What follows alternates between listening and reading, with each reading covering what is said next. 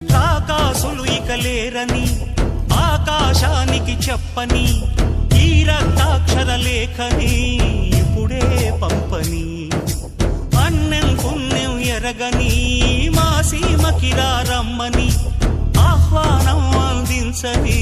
మెరిసే చూపుని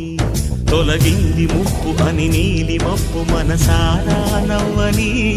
చిరుజల్లు ముంపు మన ముంగిలంత ముత్యాలే చల్లని ఆశా సుగంధమై నేల